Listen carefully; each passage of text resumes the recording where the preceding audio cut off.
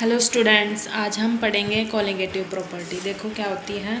Those properties of ideal solution which depend only on the number of particles of the solute molecules और ions dissolved in a definite amount of solute and do not depend upon the nature of solute. क्या होता है property, colligative property. इन्होंने कहा जो ideal solution की properties हैं वो किस पे डिपेंड करती हैं, सोल्यूट के नंबर ऑफ पार्टिकल्स पर डिपेंड करती है, जो कि हम सोल्यूट को डिज़ोल्व करते हैं सोलवेंट में। ठीक है, लेकिन वो जो सोल्यूट का नेचर है उस पर डिपेंड नहीं करती कोलिगेटिव प्रॉपर्टी। ठीक है, हम उसी प्रॉपर्टी के को क्या बोलेंगे, आइडियल सॉल्यूशन के उस प्रॉपर्टी को क्या बोलेंगे, कोलिगेटिव प्रॉपर्टी। अब देखो कोलिगेटिव प्रॉपर्टीज़ हैं जो हम यहाँ पे 4 डिस्कस करेंगे colligative property. First is relative laundering of vapour pressure, second is osmotic pressure, third is elevation in boiling point, fourth is depression in freezing point. ठीक है, आज हम डिस्कस करेंगे relative laundering of vapour pressure.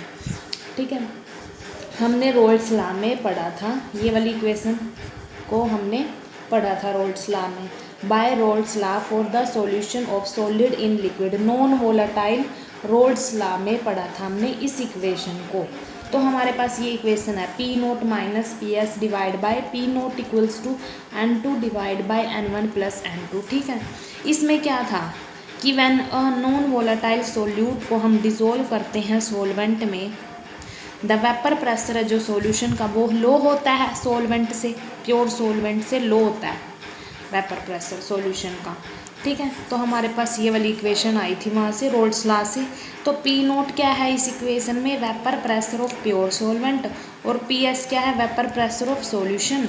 N2 क्या है इसमें, number of moles of solute, N1 क्या है, number of moles of solvent. ठीक है, अब ये आगे इसकी एक्सप्लेनेशन देखते हैं। देखो, determination of molecular masses of the solute from lowering of vapour pressure, मतलब इस इक्वेशन को यूज़ करके हमने क्या निकालना है, ये टर्म्स है जो किस में निकालनी है, मोलिकुलर मासेस ऑफ सोल्यूट में निकालनी है।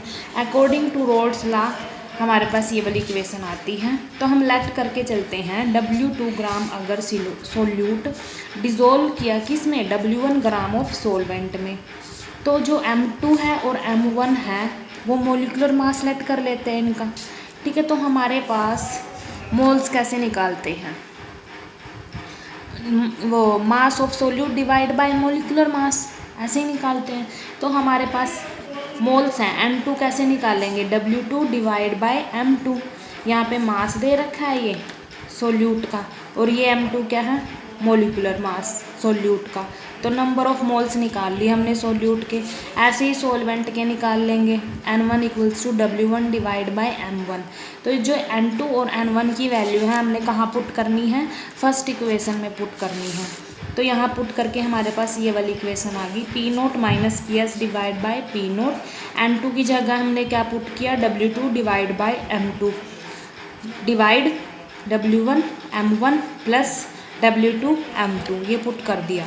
अब देखो, जैसे ही हम सॉल्यूशन को ज़्यादा डाइल्यूट करेंगे, मतलब उसमें वाटर ऐड कर देंगे, तो क्या होगा, N2 कैन बी नेग्लेक्टेड।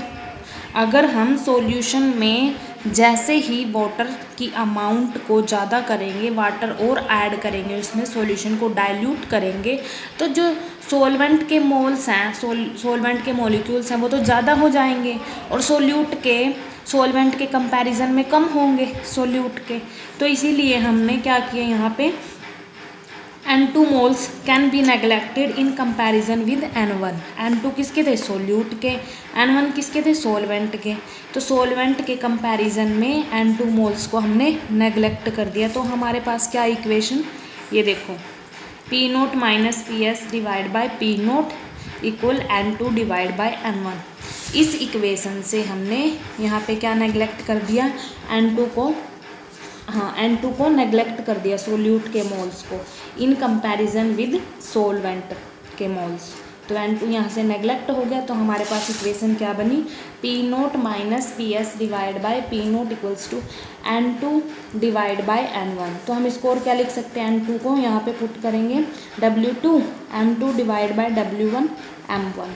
तो इसको सिंप्लीफाई करके हमारे पास ये वाली इक्वेशन आ गई, P naught minus P S divide by P naught equals to W2 multiply M1 divide by W1 multiply M2। तो हमारे पास ये इक्वेशन आ गई, ये आपको याद करनी है, ठीक है।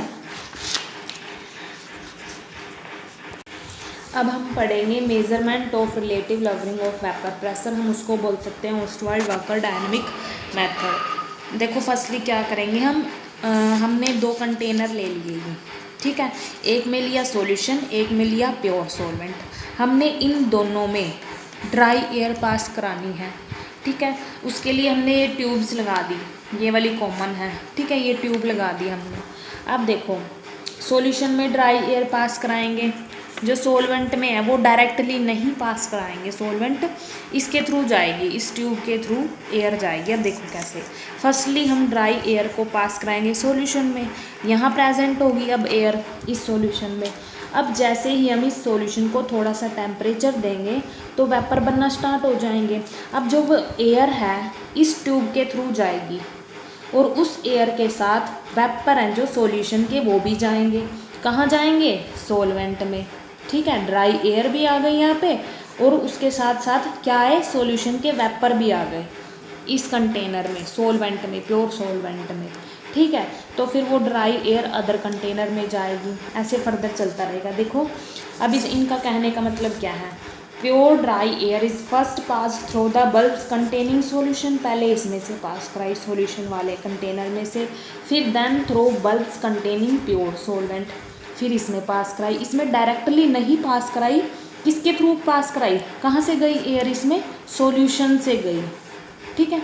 जो सॉल्यूशन में ड्राई एयर आई थी सॉल्वेंट में कहाँ से आई, वो सॉल्यूशन में से आई, उसके साथ वेपर भी चले गए सॉल्यूशन के।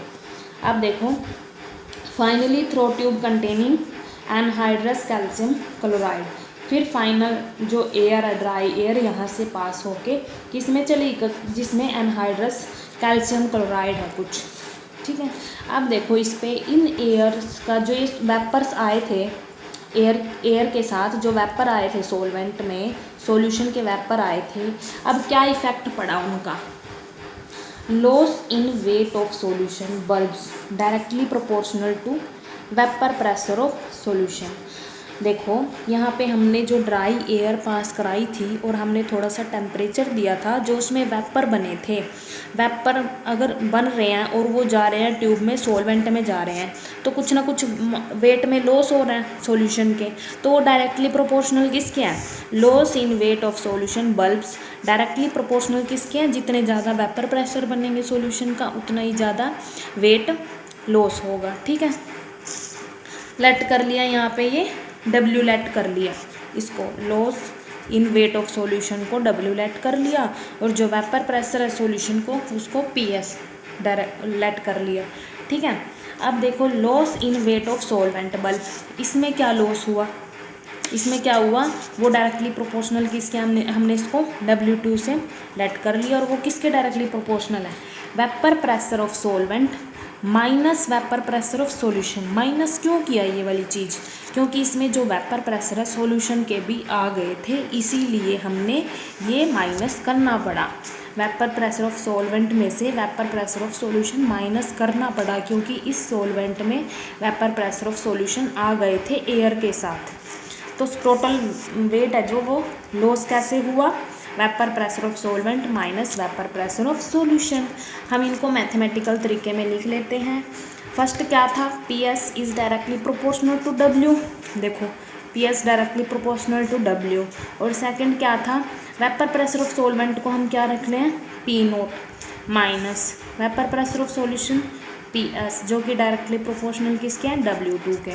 अब इन दोनों को डिवाइड कर देते हैं, सो P note minus PS divide by PS, तो हमारे पास क्या आएगा, W2 डिवाइड बाय W, और जो W है मतलब सॉल्यूशन का है, तो हम इसको क्या लिख सकते हैं, W1 प्लस W2 ये लिख सकते हैं। ये आ गया हमारे पास, ये इक्वेशन आ गई। हम इस सॉल्यूशन को, क्योंकि हम क्या ले रहे हैं, नॉन वोलेटाइल सॉल्यूशन ले रहे हैं, तो इस सॉल्यूशन को P नोट भी लिख सकते हैं, क्योंकि वेपर प्रेशर है जो वो सिर्फ सोलवेंट का होगा। सॉल्यूशन में सोल्यूट प्लस सोलवेंट होता है, जो सोल्यूट है वो तो नॉन वोलेटाइल है, तो वेपर प्रेशर किसका होगा, सोलवेंट का। तो हम इसको पी नोट भी लिख सकते हैं और पी एस भी लिख सकते हैं, ठीक है, पी नोट भी लिख सकते हैं और पी एस। तो हमारे पास ये वाली इक्वेशन आ गई। Thank you.